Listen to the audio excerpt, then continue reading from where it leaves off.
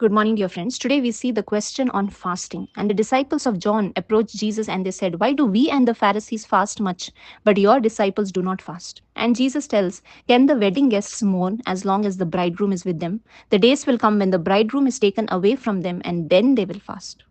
And we see that the disciples of John and the Pharisees, they saw fasting as a religious duty. And today, many of us also fast, but as a part of our religious obligation, we fast. Some of us fast so that we can get our prayers answered fast by God, or some of us fast so that God can change his way and align his way according to our paths. And like this, we see various people fast for various intentions in their heart.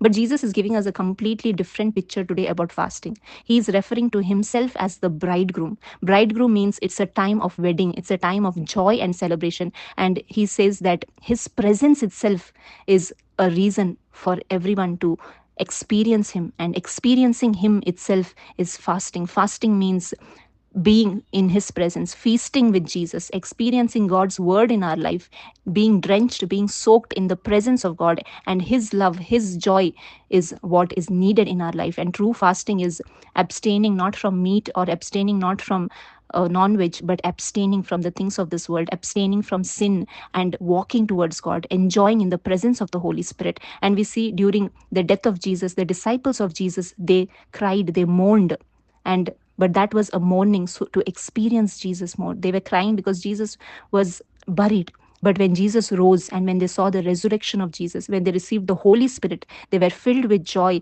and they went and spread the good news of the gospel of Jesus Christ.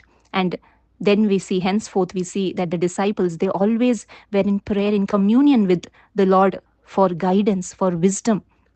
And they tried to seek strength from the Lord. And this is the true meaning of fasting. Today we need to fast to experience God more and more in our life, to hear his voice, to receive his direction, to receive his strength, to receive his wisdom in our lives. And this is the call of fasting that Jesus gives all of us today. Fasting is nothing but feasting with Jesus, feasting in his word, rejoicing in him, and experiencing him more deeply in our hearts. And by feasting with him, we need to separate ourselves from the things of this world. We need to separate ourselves from the sin, the darkness, the ways of the world.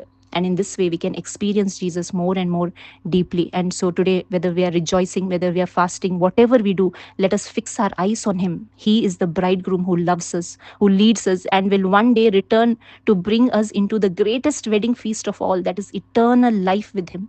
And that's why, my dear friends, let us experience Jesus more and more deeply through anything that we do, because that is the ultimate goal of Jesus. Jesus wants each of us to have a personal, intimate relationship with him.